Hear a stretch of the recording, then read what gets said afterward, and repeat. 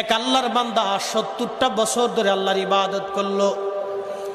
70 বছর ধরে ইবাদত করতে করতে করতে করতে একটানা 70 বছর পর্যন্ত ইবাদত করে আল্লাহর বান্দা ইবাদতে কাটাইলো।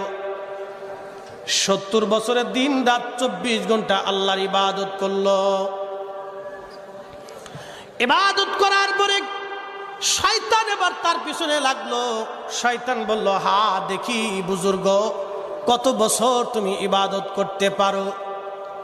এবার এই বুজুর্গ 70 বছর পরে শয়তান একটা সুন্দরী নারীকে এই আল্লাহর আবেদ বান্দার প্রতি লালায়িত করে দিল।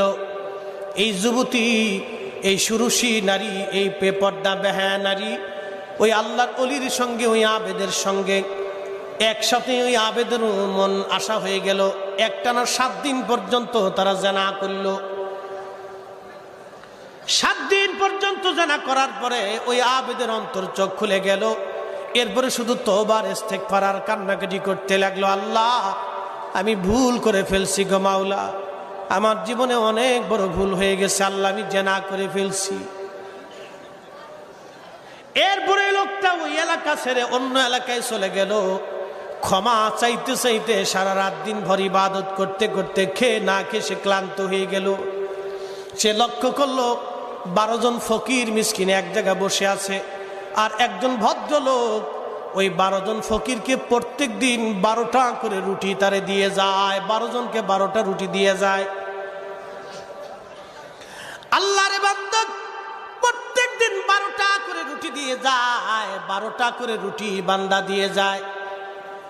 ওই আবেদ চিন্তা করলো, রে তাহলে আমি ক্ষুধার্ত, আমি তাদের কাতারেও যায় বসি। ওই আবেদ প্রচন্ড ক্ষুধা নিয়ে ওই 12 জন ফকিরের কাতারে এসে বসে গেল রুটির আশায়। সারাদিন শেষে ওই বান্দা 12টা রুটি নিয়ে 12 জন ফকিরের কাছে আসছে।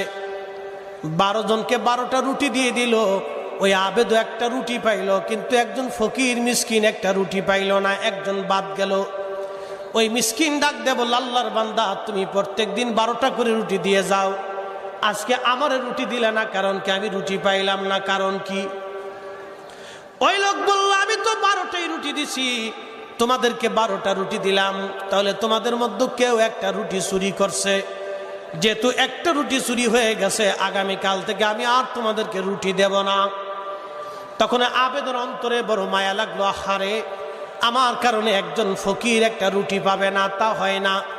ওনার প্রাপ্য যে রুটিটা উনি পাইছিলেন একটা রুটি, বড় মায়া লাগার কারণে